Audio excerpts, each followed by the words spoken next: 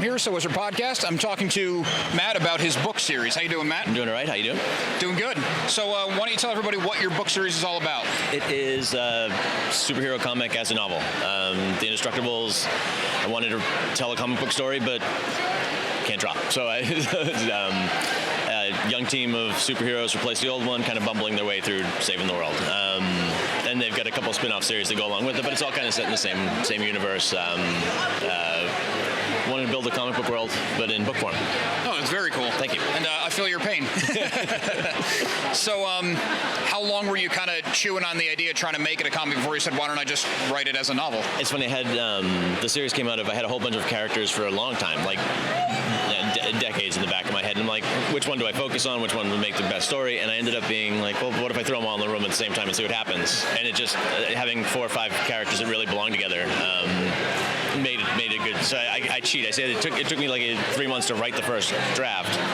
But I've been thinking about the characters for 10 or 15 years. So it's right, yeah, of course, it was yeah. like, yes. But so it really was it was a very fast turnaround for an idea that had been in my head for a long time. You know? After all the staging and planning, it was fast. That's exactly it. Yeah. Awesome.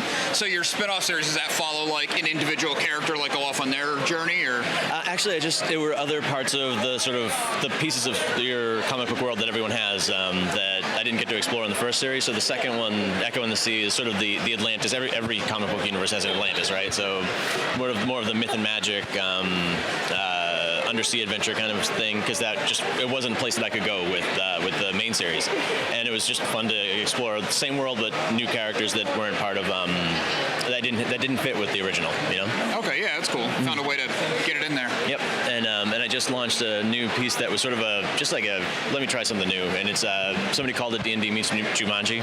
Okay. Where it's some characters get trapped in a game and realize they might not actually want to go home. Okay.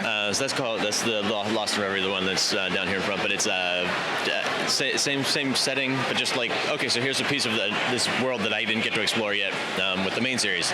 So it's just a lot of fun, you know, taking different characters and mashing them together and seeing what comes of it. Yeah, very cool. That's awesome. It's a really great idea. Appreciate it. Yeah, why don't you tell everybody where they can find you? Easiest to find me at MatthewPhillion.com. Books are on Amazon, like everything else is. But yeah, my website's probably the easiest way to find me, and I'm at Matt Phillion on Twitter. If anybody really ever wants to talk shop about writing, that's all I do there is talk about the books and writing and stuff. So very cool. Well, thank you for taking the time. Thanks for having me on. I appreciate it. Absolutely. Thank you. Enjoy the con.